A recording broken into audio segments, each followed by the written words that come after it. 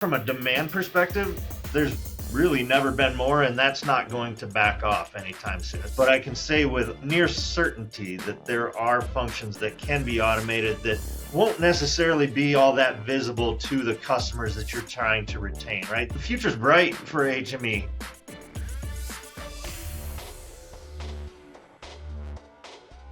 Craig, welcome to the Co-Conspirator Track. It's great to have you on. I know you are a industry veteran. You've been around and you've been advising, consulting, and leading in the industry for over 25 years, right? And so, you've gone from payer relations to now operations at VGM. So do you mind giving those who may not know who you are a little background on yourself and your role at VGM? Absolutely. And first of all, thanks for having me. I'm glad to be a part of this. I started at VGM. The years still started with a 1 when I started at VGM. So 1999, I came on board at VGM. I grew up here in the town of Waterloo, Iowa, where VGM is headquartered. Came here right out of college. I started in our it's called our home link division, the managed care division. Later on, while still in that home link division, I got a little bit more involved in the actual contracting process that providers and payers go through to become participants in networks and things like that. So I learned a lot about that there as well. What drives their decision making, what's important to them, and then that may be different for each payer. But that knowledge that I gained there ultimately led to me being in that the payer relations seat for VGM and Associates. And using that knowledge I had gained in that home link division, you mentioned the consulting. I was kind of helping DME, orthotic prosthetic providers, navigate through all of the payer things that they were going through themselves. So I did a lot of that as well, serving as a voice for the industry when needed. HME is such a broad category. It doesn't necessarily mean just products that are reimbursed by payers. So about a year ago, I was asked to take on a slightly different role. You mentioned the operations piece. So I currently serve, my current title at VGM is Senior Vice President of HME Respiratory and Wellness.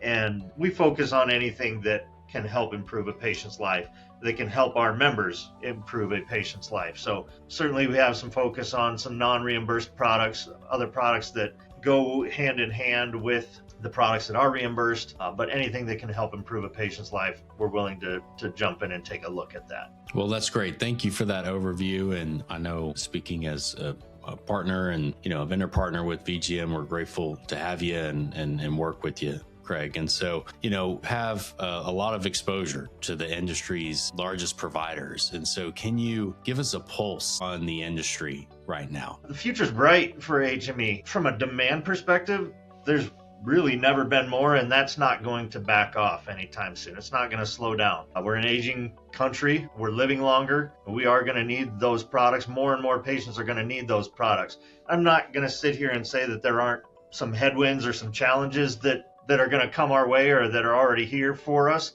But from a demand perspective, the future looks very, very bright. We have to do a good job of remaining relevant to the patients that need the equipment, the products, the services that we offer. We need to remain relevant to the referral sources that order those products and services. And we certainly need to remain relevant to the payers that ultimately cover those products and services. But the future remains bright for DME. I have no question about that. So what do you think is the key to staying relevant? I'm sure there are a lot of things that contribute to that, and we're definitely going to unpack some of them today. But just off the top of your head, what are you seeing as this is an area we could really improve to make sure that we are staying on top of being relevant and effective for our patients? Yeah.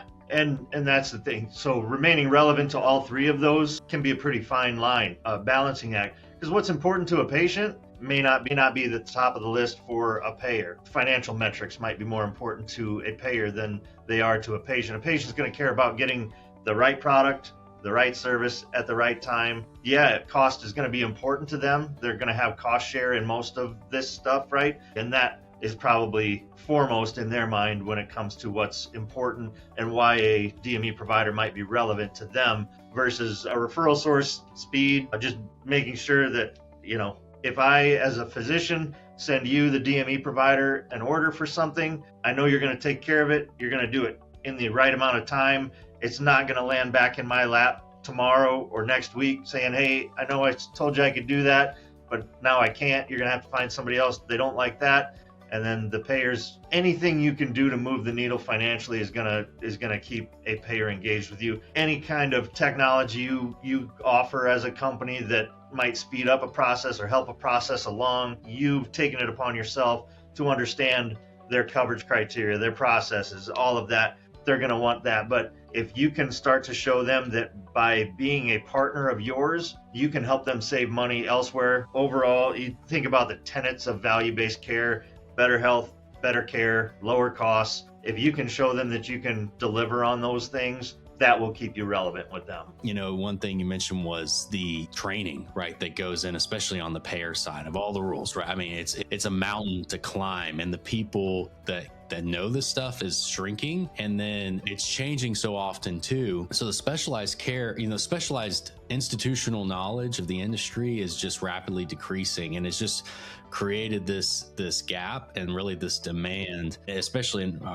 from our experience at Valier as an AI automation company, a demand for that streamlined process of one of Dewey's big kind of sayings lately has been, let's get humans back in front of humans and let's let the data handle the data, right? We don't actually need to know all of this stuff. Like, we can train a model, we can train a bot, we can train some sort of workflow and streamline workflow there. And so I think that kind of takes us to the competitive bid, right? Now that we've had some time to digest it, what's the path forward for providers? How should they respond? What should they be doing from a company standpoint, from an operations, from a staff standpoint? How can they prepare? How can they be ready for this? When I mentioned earlier I said I wasn't going to say there aren't challenges and headwinds, and when I think about what those challenges and headwinds are, that CMS competitive bidding program is one of, if not the biggest example of that out there right now, because the timing of that did just get dropped. We've kind of been in a holding pattern with that program for the last couple of years. It hasn't really been present. Some of the ripple effects from previous iterations are still around, but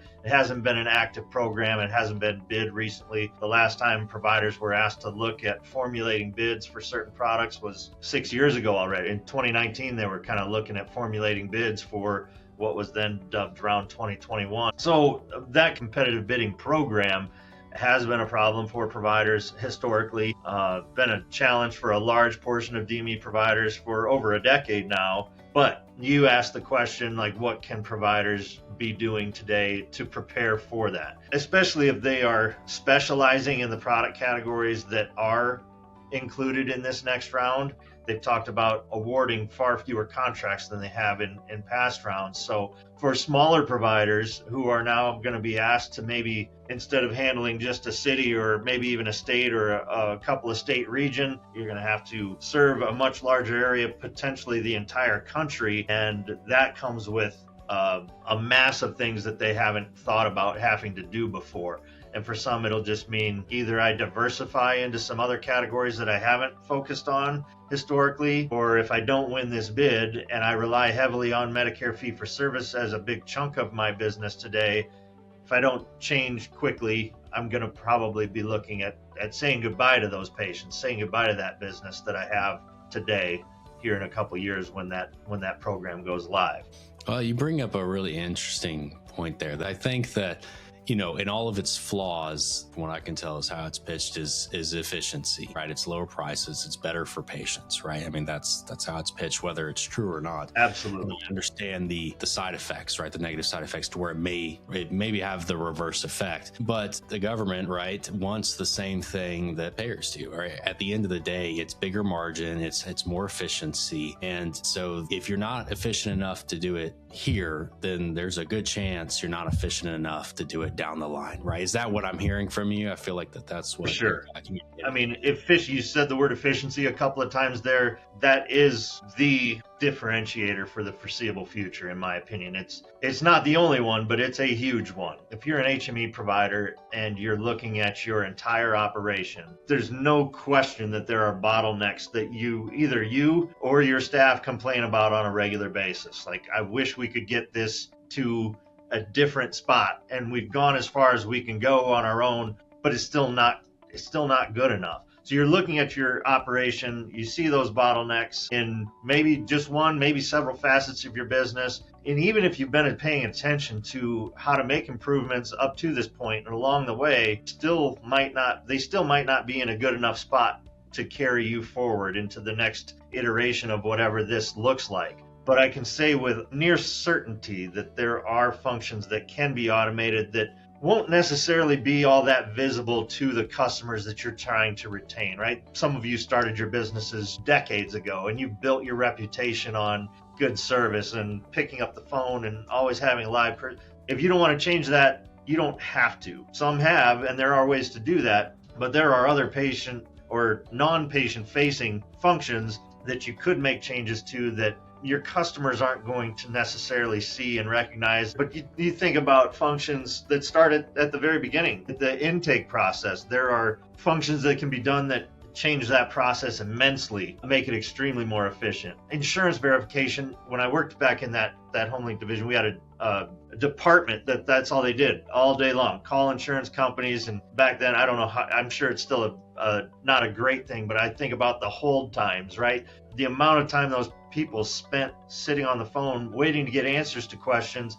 And there are now things in place that can automate that process, make it a lot more efficient, make it a lot more quick. And the people that were tasked with sitting on the phone waiting for somebody to pick up the phone can now focus on some other business functions that help reduce some other bottlenecks. So whether it's calls to patients, there's lots of things. There's no shortage of bottlenecks, and there are lots of companies out there that are offering to improve those bottlenecks for you. The companies that can leverage the technology that's available to improve and speed up those processes are the processes that are causing those bottlenecks within their organization are likely the ones that are going to remain relevant to all of those stakeholders within the industry, the patients, the referral sources, and the payers alike. That's a great point. I love what you alluded to. Two things can be true at the same time, right? Absolutely.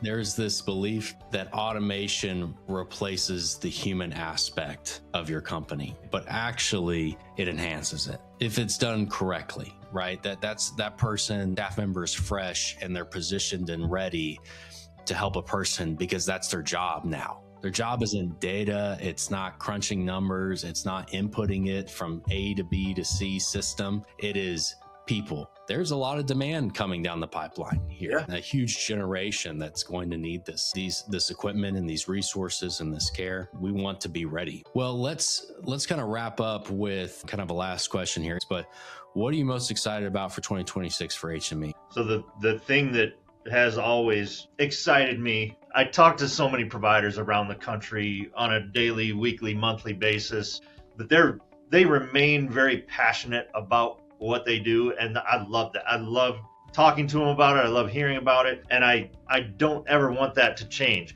While I'm saying on this podcast that there are things that are changing, how they are able to do what they do, they're going to have to look at some of these tools that are out there to help them get efficient so that they can continue to care for the patients, because going out of business defeats that drive, the reason they exist. They got into business. If they let that happen to them, they're now doing a disservice to all the patients that they have served up to this point and would serve in the future if they did stick around. So that all excites me. I've never been one to shy away from a challenge. So with competitive bidding coming back, we've been through it before. Finding solutions to get people through it, that certainly excites me as well. We've rallied around each other for a long, long time, and I look forward to doing it again.